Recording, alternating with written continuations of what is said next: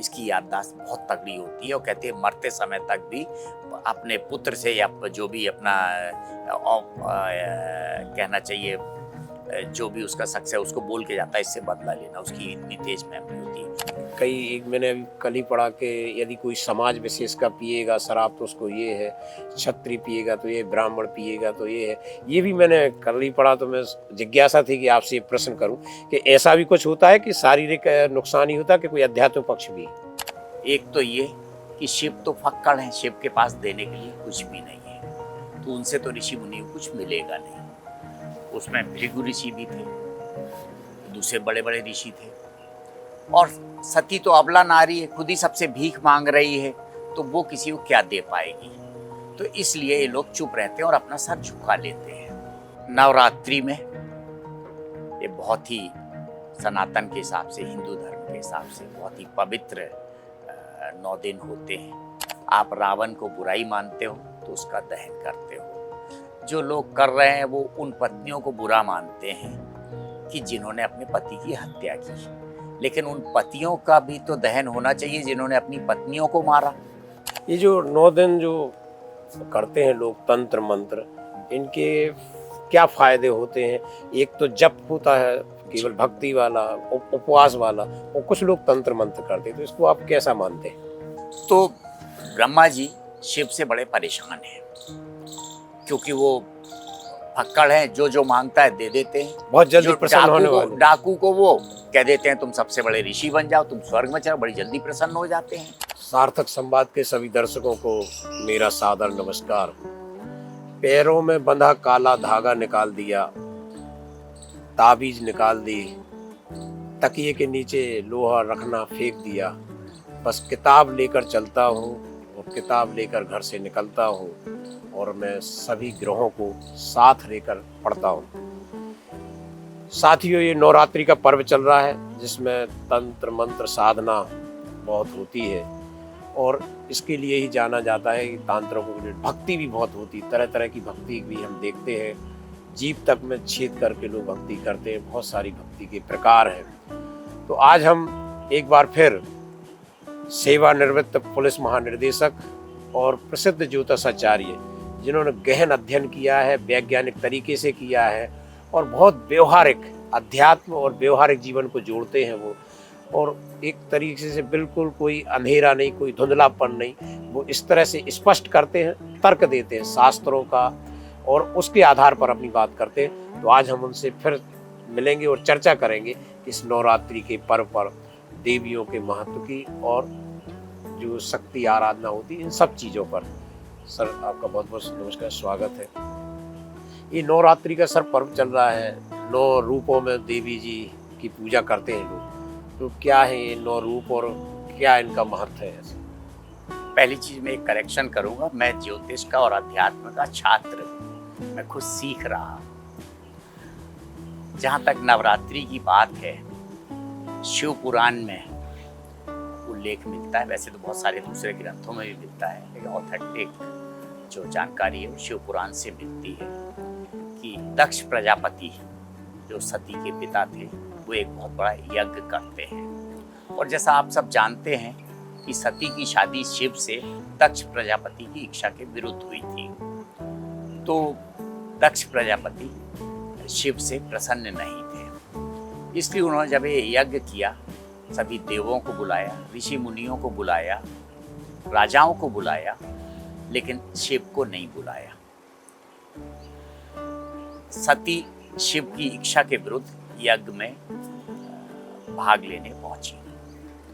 अब सब ऋषि मुनि बैठे हैं, सब तैयारी हो गई है, देव बैठे हैं, और जैसे ही दक्ष प्रजापति प्रवेश करते हैं वैसे शब्दों का इस्तेमाल करते हैं जिससे शिव की इंसल्ट होती है और शिव के लिए बहुत बुरा भला कहते हैं। सती ऑब्वियसली अपने पति की बुराई नहीं सुनती है, तो वो विरोध करती है, लेकिन दक्ष प्रजापति नहीं मानते हैं और उनका आपा बढ़ता जाता है। वो ऋषि मुनियों से अनुरोध करती हैं कि आप यज्ञ कर रहे हैं और आप इनको रोकिए, लेकिन ऋषि मुनि उन्हें रोकते नहीं हैं। इसके 2 कारण माने जाते हैं। एक तो ये कि शिव तो फक्कड़ हैं, शिव के पास देने के लिए कुछ भी नहीं है, तो उनसे तो ऋषि मुनि को कुछ मिलेगा नहीं। उसमें भृगु ऋषि भी थे, दूसरे बड़े बड़े ऋषि थे, और सती तो अबला नारी है, खुद ही सबसे भीख मांग रही है, तो वो किसी को क्या दे पाएगी। तो इसलिए ये लोग चुप रहते हैं और अपना सर झुका लेते हैं। सती दुखी होकर जब चारों तरफ से घिर जाती है तो वो हवन कुंड में कूद के और सतीत्व को प्राप्त करती है, आत्महत्या कर लेती है। वहाँ पे नंदी थे, शिवगन थे, उनको बहुत दुख होता है, वो बहुत नाराज होते हैं। और फिर नंदी ने शिव पुराण के हिसाब से जो सती खंड है उसमें अध्याय 26 में श्लोक है 33 से 36, उसमें उन्होंने उल्लेख किया गया है शिव पुराण में कि नंदी श्राप देते हैं ऋषि मुनियों को, और ऋषि मुनियों को श्राप देते हुए वो कहते हैं कि तुम जो वेदों का वाचन कर रहे हो इसके अर्थ से तुम वंचित रहोगे, तुम इसको नहीं समझ पाओगे। तुम वेदों के वखान के लिए दक्षिणा और भिक्षा पर जियोगे और दलिद्र रहोगे, यानी कि तुम अपनी विद्या को बेचोगे लेकिन दलिद्र रहोगे, और लोग तुम्हें पतित और पापी कहेंगे, तुम्हें ऐसे आरोप लगेंगे। दक्ष दुखी हो जाते हैं और दक्ष इस पे काउंटर श्राप देते हैं शिवगणों को, और वो बोलते हैं कि तुमने जो श्राप दिया है ऋषि मुनियों को, अब मैं तुम्हें श्राप देता हूं कि तुम वेदों के अध्ययन से वंचित रहोगे और हड्डियां,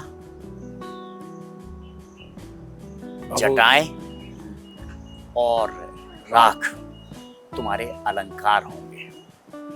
आप देख सकते हैं शिव भक्त ज्यादातर बड़ी बड़ी जटाएं लेकर घूमते रहते हैं, भभूति लगाते हैं शरीर में और दुबले पतले हड्डियों वाले होते हैं। नंदी के श्राप को आप लोग जानते हैं, आप खुद व्याख्या कर सकते हैं कि कलयुग में नंदी का श्राप किस तरीके से फलीभूत हो रहा है। शिव आते हैं वहां पे और नंदियों को शांत करते हैं कि तुम्हारा जो ऋषि मुनियों को दिया गया श्राप है ये व्यर्थ है, क्योंकि मैं ही यज्ञ हूँ, मैं ही यज्ञ फल हूँ, सब कुछ मैं ही हूँ, तो किसी दूसरे को दोष क्यों दूं। अब शिव आते हैं, सती की अर्थी को उठाकर ले जाते हैं और पूरी दुनिया में घूमते हैं। जहाँ जहाँ शरीर के पार्ट्स गिरते हैं सती के, वहाँ वहाँ शक्तिपीठ होते हैं और वो सिद्ध स्थान कहलाते हैं। विभिन्न पर्पजेस से लोग उनकी पूजा अर्चना करते हैं, तंत्र और मंत्र क्रिया करते हैं। नवरात्रि में ये बहुत ही सनातन के हिसाब से, हिंदू धर्म के हिसाब से बहुत ही पवित्र 9 दिन होते हैं। पहला दिन शैलपुत्री माता को दिया गया है जो शक्ति और स्थिरता की प्रतीक है। दूसरा दिन ब्रह्मचारिणी देवी को दिया गया है जो तपस्या की प्रतीक है, मन को केंद्रित करने की प्रतीक है। तीसरा दिन चंद्रघंटा देवी का है जो वीरता की प्रतीक है। चौथा दिन कुष्मांडा देवी को दिया गया है जो समृद्धि और स्वास्थ्य का प्रतीक है, आरोग्य बनाती है। पांचवा दिन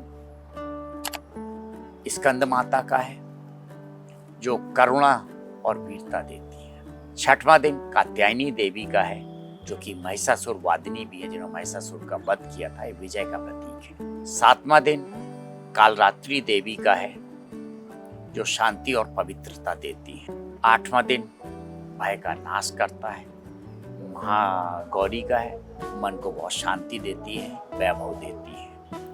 नौवां दिन सिद्धदात्री देवी का है जो पूर्णता देती है, पूरी तरह कल्याण देती है। ऐसे 9 दिन 9 अलग अलग देवियों की पूजा करते हैं, आराधना करते हैं। फिर विजय दशहरा आ जाता है जी। तो विजय दशहरा में शमी की भी पूजा करते हैं और भी चीजें करते हैं, रावण का वध करते हैं जी। अभी इंदौर में एक संस्था उन महिलाओं के पुतले जला रही है जिन्होंने अपने पति के मर्डर किए। तो विजय दशहरा का स्वरूप क्या था शास्त्रों में और अपने परंपरा में, और अब क्या बदलता हुआ नजर आ रहा आपको? चाहे शास्त्रों में हो चाहे वर्तमान में देखिए, असुर पर सुर की विजय असुर पर मतलब बुराई पर अच्छाई की विजय के रूप में है। आप रावण को बुराई मानते हो तो उसका दहन करते हो। जो लोग कर रहे हैं वो उन पत्नियों को बुरा मानते हैं कि जिन्होंने अपने पति की हत्या की, लेकिन उन पतियों का भी तो दहन होना चाहिए जिन्होंने अपनी पत्नियों को मारा। उस पे तो हमने तंदूर नहीं में सोचा। जलाएंगे ही कभी, कितनी सारी घटना होती है। तो हमें उन और छोटी पतियों छोटी का- बच्चियों के साथ जो तो- दुष्कर्म करते हैं। लेकिन क्या होता है, लोग कहते हैं ना कि जो घटना रेयर होती है वो बहुत बड़ी बन जाती है, और जो रोज होती है, कितनी पत्नियां रोज प्रताड़ित होती हैं, उन पतियों का दहन तो नहीं हो रहा है, क्योंकि वो तो ऐसा मान लिया गया है कि पत्नी प्रताड़ित होने के लिए ही बनी है। तो इसलिए कर रहे हैं, ठीक है, लेकिन उन पतियों का भी इसके साथ में दहन होना चाहिए जिन्होंने अपनी पत्नियों को मारा है। ये जो 9 दिन जो करते हैं लोग तंत्र मंत्र, इनके क्या फायदे होते हैं? एक तो जप होता है केवल भक्ति वाला, उपवास वाला, और कुछ लोग तंत्र मंत्र करते हैं, तो इसको आप कैसा मानते हैं? मंत्र तो एक अच्छी चीज होती है, आप ईश्वर की आराधना करते हैं, आप अपनी अच्छाई के लिए करते हैं। तंत्र मेरे हिसाब से किसी दूसरे की बुराई करने का हमें ब्रह्मा जी पे छोड़ देना चाहिए। हर आदमी अपने प्रारब्ध लेके आता है। कहते हैं ना, आपकी कृपा से सब काम हो रहे हैं, करते हो तुम कन्हैया, नाम मेरा हो रहा है। सब कुछ पहले से नियत है, हम तो बिना मतलब में बदनाम हो रहे हैं। डाकू भी ऐसे प्रारब्ध लेके आया है जो डाका डाल रहा है, उसको उसके भविष्य पे छोड़ देना चाहिए, उसके कर्मों पे छोड़ देना चाहिए। ईश्वर खुद उसको कष्ट देगा। इस दुनिया में ऐसा कौन सा व्यक्ति है जिसको कष्ट नहीं है? बिल्कुल, ईश्वर ने भी जब मानव अवतार लिया तो कष्टों से गुजरे, तो वो अपने कष्ट कर रहा है, जो भी कर्म कर रहा है उसका कष्ट भुगतेगा। तंत्र क्रिया ज्यादातर ऐसा कहते हैं कि दूसरों के अरिष्ट के लिए, दूसरों की बुराई के लिए की जाती है। हम क्यों इसके भागीदार बने? और हर बुरे कर्म का फल तो बुरा होगा ना। जो तांत्रिक कराता है उसके ऊपर भी तो इसका असर होता है ना। वो कैसी जिंदगी जीता है? इसमें रिवर्स होता है, कहते हैं ऐसा, मुझे ज्यादा जानकारी नहीं है, लेकिन ऐसा मानते हैं कि तंत्र विद्या अगर किसी दूसरे के खराब की जाए तो उसके फल तो अच्छे नहीं होते। ये जो शक्ति पर्व है 9 दिन का, ये हम शक्ति अर्जित करते हैं, चाहे वो अवगुणों को दूर करने के लिए, व्यसन को दूर करने के लिए, नशे को दूर करने के लिए। एक तो एक व्यवहारिक ऐसा पक्ष आध्यात्मिक, कि इसके भौतिक पक्ष है कि नशे के कारण बहुत नुकसान होते हैं, अवगुणों के बहुत नुकसान होते हैं। इसको आप जो आध्यात्मिक पक्ष से कैसे देखते कि कोई व्यक्ति, मैंने अभी कल ही पढ़ा कि यदि कोई समाज विशेष का पिएगा शराब तो उसको ये है, क्षत्रिय पिएगा तो ये, ब्राह्मण पिएगा तो ये है। ये भी मैंने कल ही पढ़ा, तो मैं जिज्ञासा थी कि आपसे प्रश्न करूं कि ऐसा भी कुछ होता है कि शारीरिक नुकसान ही होता है कि कोई आध्यात्मिक पक्ष भी है? देखिए, अति तो किसी चीज की खराब होती, कहीं भी अति को अच्छा नहीं माना गया है, क्यों? अति से फिर अंत ही होता है, अति का अंत होता है।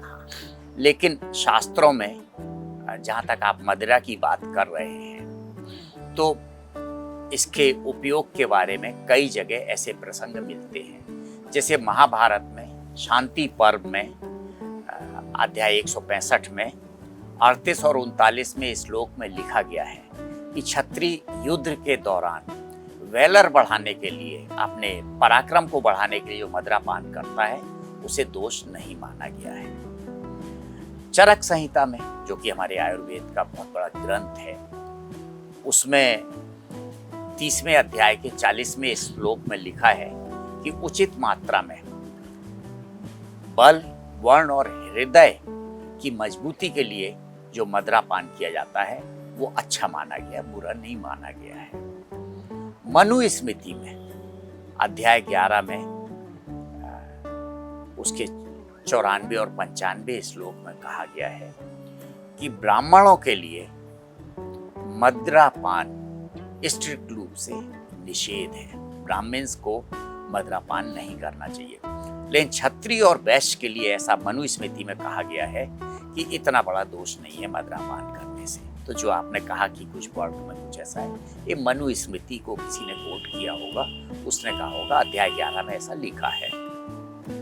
यज्ञ वल्लभ में भी लिखा है, यज्ञ वल्लभ स्मृति में अध्याय 3 में 227 229 श्लोक हैं, जिसमें लिखा है कि ब्राह्मणों के लिए मदिरापान सर्वथा निषेध है, क्षत्रियों के लिए युद्ध में पीना अलाउड है और वैश्य के लिए औषधि के रूप में पीना अलाउड है। अगर आप एलोपैथी पे जाओ तो कफ सिरप में अल्कोहल होता है।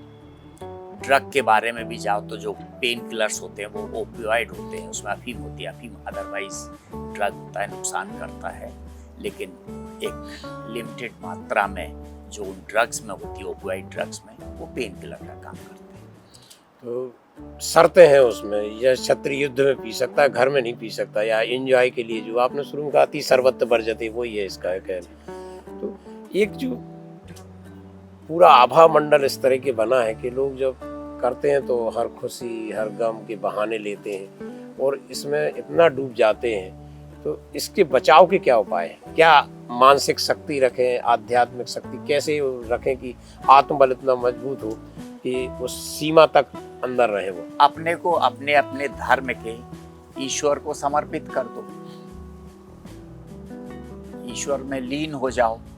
ईश्वर क्या है? ईश्वर तो जिसका शिव है, जिसका विष्णु है, दूसरे धर्म वालों के दूसरे हैं। अपने आप को उससे जोड़ लो। जब आप डिप्रेशन में तो उसको याद करो, तो लोग बोलेंगे कि भाई जब हम पूजा करते हैं तो मुझे तो अपने दुख याद पड़ते हैं, तो हम पूजा कैसे करें? करने दो, याद पड़ने दो, दुखों को याद करो, लेकिन पूजा करो। धीरे धीरे, एकदम से कुछ भी नहीं होता है, धीरे धीरे ही परिणाम मिलना शुरू होते हैं। जैसे लाल किताब वाले हैं, वो कहते हैं कि 43 दिन में फल मिलता है। अब 43 डेज का क्या मतलब है? 43 डेज का मतलब है 12 राशियां होती हैं, उनके 12 दिन हो गए, 27 नक्षत्र होते हैं, उनके 27 दिन हो गए, कुल कितने हुए? 39। और कोई भी ग्रह एक्टिवेशन में 4 दिन का समय लेता है, इससे 43 का फिगर आया। तो 43 दिन उपाय करने से आपको उसका पूर्ण फल मिलता है, ऐसा लाल किताब में कहते हैं। बहुत सारे लोग इसकी प्रैक्टिस करते हैं लाल किताब की, बहुत सारे नॉर्थ इंडिया में अच्छे परिणाम भी आते हैं। ऐसा दूसरी जगह भी करते होंगे, लेकिन मैंने नॉर्थ इंडिया का सुना है, लाल किताब की प्रैक्टिस करते हैं, बहुत अच्छे परिणाम मिलते हैं। तो क्या किसी भी प्रकार के साधन से, चाहे वो तंत्र हो, भक्ति हो या दान पुण्य हो, इससे प्रारब्ध को क्या बदला जा सकता, प्रारब्ध ठीक किया जा सकता क्या? अगर सब कुछ हम लिखा के आए हैं तो फिर शिव और विष्णु किस लिए? तुलसीदास जी ने बड़े अच्छे से कहा है विनय पत्रिका में, ब्रह्मा जी क्योंकि आदि शक्ति ने सबसे बड़ी तो शक्ति है, उसने तीनों देवताओं में, ब्रह्मा विष्णु महेश में पोर्टफोलियो बांटे हैं, क्रिएटर, प्रोटेक्टर और डिस्ट्रक्टर के। तो ब्रह्मा जी को भाग्य विधाता कहा गया है। वो सबका लेखा जोखा लेके और चित्रगुप्त की मदद से सबका पूरा पाप पुण्य पिछले 100 जन्मों का इकट्ठा करके फिर आपको एक बर्थ चार्ट देते हैं कि आप ऐसे ऐसे प्रारब्ध लेके आप पैदा हो रहे हो, ये आपका पूर्व जन्म का है और ये आप इस जन्म में करोगे और ये करके आपको मुक्ति मिलेगी। राहु से आप एंट्री करते हो, केतु से एग्जिट करते हो इस दुनिया से। तो ब्रह्मा जी शिव से बड़े परेशान हैं क्योंकि वो फक्कड़ हैं, जो मांगता है दे देते हैं। बहुत जल्दी प्रसन्न होने वाले। डाकू को वो कह देते हैं तुम सबसे बड़े ऋषि बन जाओ, तुम स्वर्ग में चलो, बड़ी जल्दी प्रसन्न हो जाते हैं। कलयुग में हनुमान जी कहते हैं, एक ये भी है कि हनुमान जी शिव का ही अवतार है और सबसे दयालु देवता कलयुग के हनुमान जी है, चिरजीवी है। तो ब्रह्मा जी एक बार शिव से परेशान होकर पार्वती जी के पास बात जाते हैं। ऐसा तुलसीदास जी ने विनय पत्रिका के 5वें श्लोक में लिखा है, बाबरो रावरो हे भवानी, हे भवानी तुम्हारा पति पागल है। आगे के श्लोक की व्याख्या ये है कि वो कहते हैं कि इससे जो मांगता है देते हैं, और जो ऋषि मुनि सैकड़ों साल से तपस्या कर रहे हैं उनको मैं स्वर्ग दे नहीं पाता हूँ। ये चोर डकैत मर्डर लुटेरे सबको ये स्वर्ग दे रहे हैं। तो स्वर्ग में जमीन खत्म हो गई, हम कोठी बना बना के परेशान हैं और तुम्हारा घर भी लुटा रहा है। तुम्हारी ये स्थिति देख के लक्ष्मी और सरस्वती तुम्हारा मजाक उड़ा रही हैं। तो शिव को समझाओ कि ऐसे सब काम ना करें, और नहीं कर सकती हो तो हे देवी मेरा ये पोर्टफोलियो आप किसी दूसरे को दे दो, इससे अच्छा मैं भिक्षा मांगकर जीवन यापन करूंगा। मुझे ऐसा पोर्टफोलियो नहीं चाहिए कि जहां मेरी अथॉरिटी ही नहीं है। शिव सब जगह बदल देता है। शिव के बारे में कहा जाता है, एक लोटा जल हर समस्या का हल, बहुत जल्दी प्रसन्न होने वाले देवता है। तो ये जो एक आम आदमी, बहुत उलझन भरी कहानियाँ हैं शास्त्रों की बहुत सारी, ये करो कि वो ना करो, कोई कहता है ये करो तो ये ना करो। जैसे चिकित्सा में होता ना, आयुर्वेद वाला कहता खाली पेट रहो और एलोपैथिक वाले कहते सुबह अच्छा डट के नाश्ता करो। ऐसे इसमें है, कोई ये कहता कोई ये मानो। एक सरलता से, आप बहुत रिसर्च कर रहे हैं इस सब में, एक आम आदमी कैसे जीवन जिए, क्या कर्म और उस भक्ति में कैसा तालमेल बनाते हुए कैसे जिए वो। अपने को, उस व्यक्ति को किसी ऐसे व्यक्ति से, पहले ज्योतिष का धंधा बहुत ज़्यादा शुरू हो गया है। आप किसी ज्योतिष वाले के पास जाते हो और जल्दी जल्दी अपनी सब समस्याएं बताने लगते हो कि ऐसा है, गॉल ब्लैडर खराब। आप किसी डॉक्टर के पास जाते हो, केवल ये बताते हो मुझे बुखार है। डॉक्टर इन्वेस्टिगेट करके बताता है इस कारण से आपको ये चीज़ है। लोगों में इंट्यूशन बहुत ज़्यादा होता है क्योंकि ये करते रहते हो और बुद्धि चतुर होते हैं। आप किसी ज्योतिष वाले के पास जाओगे, अपनी खुद कहानी बता दोगे, वो आपको 2-4 उपाय बता देगा, आपसे 1000, 10,000, 20,000, लाख, 2 लाख रुपए ले लेगा। ज्योतिषी तो वो होता है जिसके पास आप केवल जाओ और आपको देखकर आपकी समस्याएं बताना शुरू कर दे, आपका हाथ देखकर आपकी कुंडली बना दे, आपकी आयु देखकर बता दे कि आप मेरे पास किस लिए आए हुए। वो ज्योतिष होती है। ये नहीं होती है कि 2 किताब पढ़ ली, 4 श्लोक पढ़ लिए, 20 रुपए की किताब ले ली, लाल किताब के उपाय ले लिए और आपको उपाय बता बता के कर लिया। ये ज्योतिष का एक धंधा बन गया है। ज्योतिष बहुत ही पवित्र साइंस है, मैथमेटिकल है, सब कुछ इसमें सही सही निकलता है, कैलकुलेशंस होते हैं। लेकिन मेरा ये सबसे सस्ता, सरल और ऐसा उपाय जो फलीभूत होता है, आप अपनी सभी ग्रहों की समस्याएं शिव को समर्पित कर दो। आप रुद्राभिषेक करिए, YouTube में रुद्राभिषेक छोटा सा मिल जाएगा। एक शिवलिंग लीजिए। कुछ लोग कहते हैं कि घर में शिवलिंग नहीं रखना चाहिए, उनकी अपनी अपनी मान्यताएं हैं कि हम घर में ऐसे बहुत सारे काम करते हैं जो उसकी पवित्रता भंग करते हैं। तो पार्थिव शिवलिंग बना के, मिट्टी का बना के, और उसके ऊपर आप हर प्लेनेट का सामान चढ़ाए। आपको नहीं मालूम कि आपका राहु खराब है, केतु खराब है, गुरु खराब है, क्या खराब है, आप सभी 9 के 9 प्लेनेट को शिव को समर्पित कर दो। कैसे समर्पित करोगे? इतना बड़ा प्लेनेट है वो, तो उसके जो प्रतीक होते हैं, उसकी जो निशानियां होती हैं, जो सामग्री होती है, उसको निशानी, उसको आप शिव को समर्पित कर दीजिए। चंद्रमा है, पानी दूध चढ़ा दीजिए। मंगल है, कुछ लोग शहद, गुड़ और या रोली ये शिव पे चढ़ा दीजिए। रुद्राभिषेक YouTube पे चलने दीजिए। बुध है, बेलपत्री चढ़ा दीजिए। सूर्य है, आप सूर्य का प्रतीक सैफरन या कोई भी चीज ऐसी जो सैफरन कलर की हो, क्या बोलते हैं उसको, सैफरन कलर की हो, उसको आप चढ़ा सकते हैं। लालिमा ली हुई जो उदय का सूर्य, वो चढ़ा दीजिए। शहद चढ़ा दिए, शहद भी सूर्य का प्रतीक है। गुरु का है, चंदन चढ़ा दीजिए। बुध का है, बेलपत्री चढ़ाइए। शुक्र का है, दही चढ़ाइए, मिठाई चढ़ाइए, चीनी चढ़ाइए। गुरु का है, काले तिल चढ़ा दीजिए। राहु का है, भांग चढ़ाते हैं लोग, आप चढ़ा दिए, नहीं तो एशेस चढ़ा दीजिए, राख चढ़ा दीजिए। केतु का है, केतु का भी सैफरन होता है, कपूर होता है, कपूर चढ़ा दीजिए केतु के लिए। तो आप 9 प्लैनेट्स का सामान जब शिव पे चढ़ा के और कर दीजिए। बहुत सारे लोग ऐसे भी कहते हैं, कईयों को फायदा भी हुआ है कि अपनी जन्मपत्री सफेद सिल्क पे बनाते, बहते पानी में गंगा जी में बहा देते हैं कि मैंने तो सबको शिव के उससे निकला, जटाओं से, और समुद्र में जा रहा है। तो पूरी पूरी कुंडली कागज पे बना के, ग्रह नक्षत्र लिख के, सब उसकी डिग्री उग्री लिख के और गंगा जी में बहा देते हैं। जब बहुत ही मुश्किल में आदमी परेशानी में है तो उसको बहा देता है। अब जिसके पास जो भी नदी, सभी नदियां जाके समुद्र में मिलती हैं, तो गंगा जी में तो मिलेंगी ही मिलेंगी। तो बहते पानी में या किसी नदी में उसको आप अपनी जन्मपत्री बना के और उसमें सिरा दीजिए, तो आपके कष्ट तो कम होंगे ही होंगे। वैसे इतना है, दुख और सुख कोई भी परमानेंट नहीं है। दुख सबको होते हैं, सुख सबको होते हैं, इसलिए कोई नहीं है, जीना चाहिए, मन को मजबूत करना चाहिए। किसी को पिन चुभो तो बहुत डर लगता है, कोई व्यक्ति सांप देख के डर जाता है, दूसरा व्यक्ति सांप को हाथ में लेके घूमता है। क्यों होता है ऐसा? अपने अपने सुख दुख है, अनुभूति है। अनुभूति है। तो क्या है? मन। चंद्रमा हमारा मन है, मन को और मजबूत करना चाहिए। सबसे तेज चलता है, आत्मबल। सबसे तेज चलता है। अभी हमने सोचा अमेरिका, हमने अमेरिका देख लिया। हमने शिव सोचा, हमें हिमालय पे शिव बैठे दिख गए। वैसे सभी ग्रहों की जो लीनियर गति होती है वो बराबर होती है, सबकी सब एक ही उससे चलते हैं। लेकिन चंद्रमा का ऑर्बिट छोटा है तो जल्दी जल्दी चलता है, दूसरों का शनि का बहुत दूर है तो बहुत धीरे धीरे चलता हुआ दिखता है। सभी की लीनियर गति जो होती है वो तो बराबर होती है, लेकिन समान समय में समान दूरी तय करते हैं, बट एंगुलर गति भिन्न भिन्न हो जाती है परिधि की वजह से।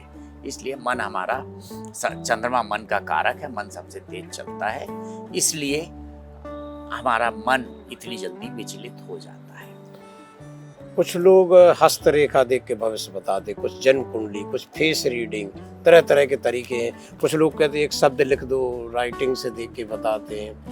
तो ये प्रमाणिक और वैज्ञानिक अधिकतम तरीका कौन सा है? सबसे बड़ा तरीका तो जनपत्री होती है, समय, स्थान और दिनांक। उससे आपका निकल आता है कि क्या राइजिंग उस समय ईस्ट में कौन सा ग्रह राइज कर रहा है और कौन सा नक्षत्र में है। वो आपका जन्म मतलब लग्न का नक्षत्र हो जाता है और लग्न की राशि हो जाती है। उससे बहुत सारे गुण मिलते हैं मोटे तौर पे। सूक्ष्म में तो आपको देखना पड़ेगा कि जैसे मेष राशि है, अब उसके 3 नक्षत्र होते हैं। पहला हो गया अश्विनी नक्षत्र, दूसरा हो गया भरणी हो गया, और फिर कृतिका का एक चरण होता है।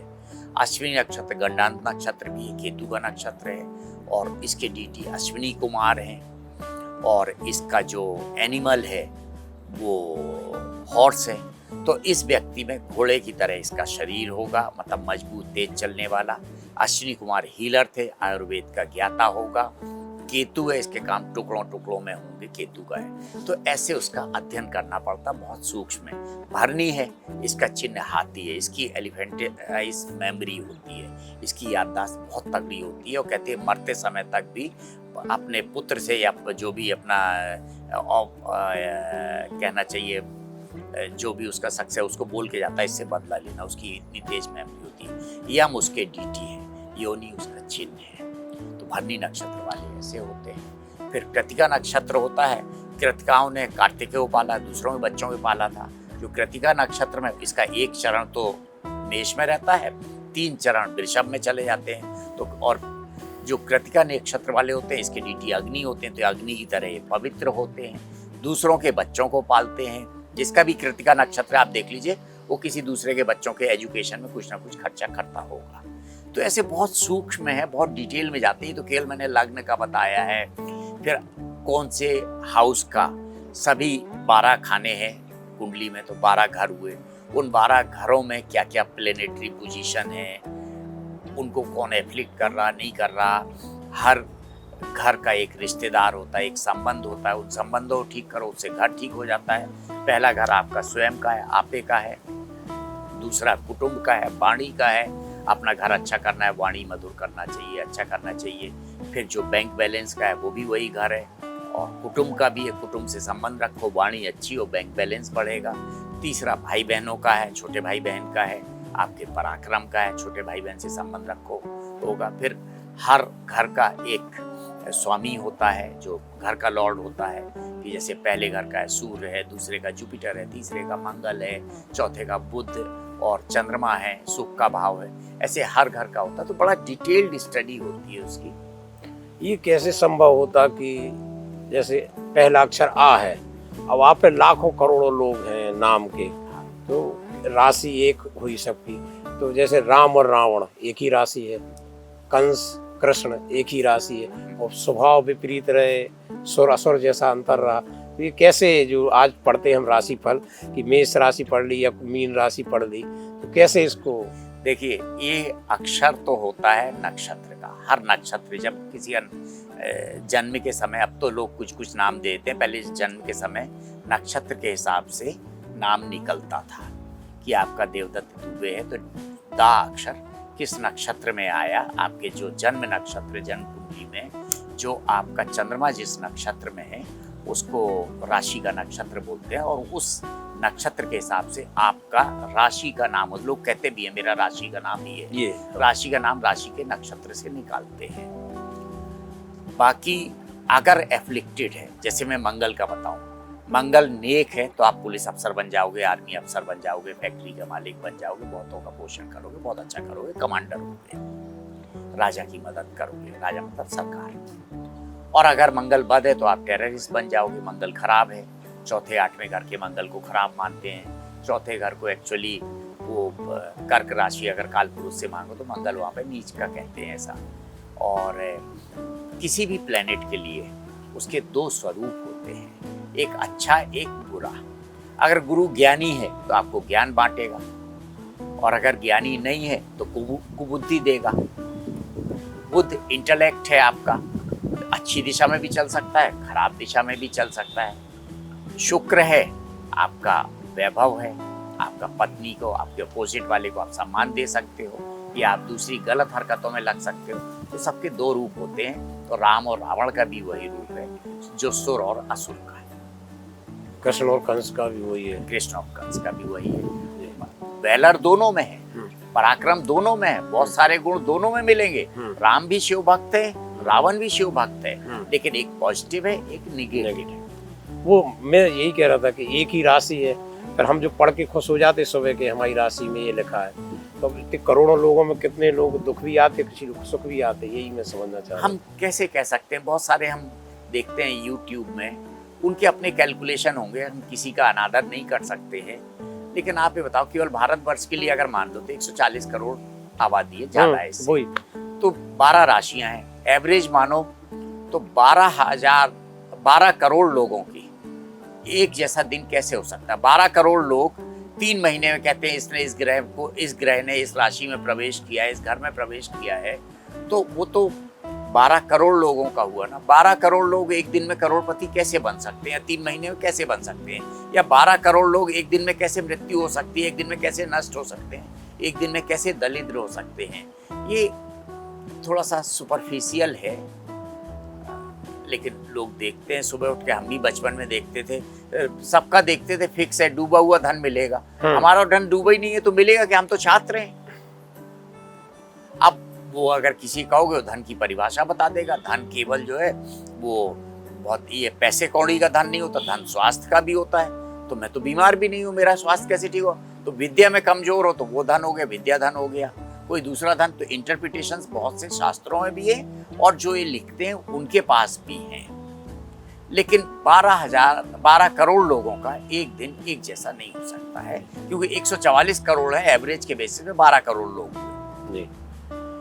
हरि अनंत, हरि कथा अनंता, ये बहुत विशाल क्षेत्र है जीवन का, बहुत समुद्र जैसा है, जिसको कुछ मिनटों में या कुछ घंटों में समेटा नहीं जा सकता। इसकी जो प्रभाव दुष्प्रभाव क्या है, जीवन क्या है, ज्योतिष क्या है, शक्ति क्या है, बहुत कुछ हमने आज समझने की कोशिश की है। हम प्रयास करेंगे आपको आगे भी आपके साथ हम ऐसी चर्चा करें, और जीवन की कुछ जटिल समस्याओं को आपसे हल पूछें। जब पहला हमने आपके साथ पॉडकास्ट किया था उसको आप लोगों ने बहुत सराहा, और आप ही लोगों के कमेंट्स आए थे कि आप इनसे निरंतर चर्चा जारी रखें। ये हमारा दूसरा प्रयास था आपसे समय लेकर चर्चा करने का, हम आगे भी करेंगे। आपसे भी अनुरोध है कि आप लगातार सकारात्मक और सार्थक खबरों के लिए, जानकारी के लिए सार्थक संवाद लगातार देखते रहिए। और यदि आपको अच्छा लगता है इसको लाइक करिए, कमेंट करिए, और इसको सब्सक्राइब भी करिए। आज के लिए बस इतना ही। धन्यवाद। धन्यवाद सर।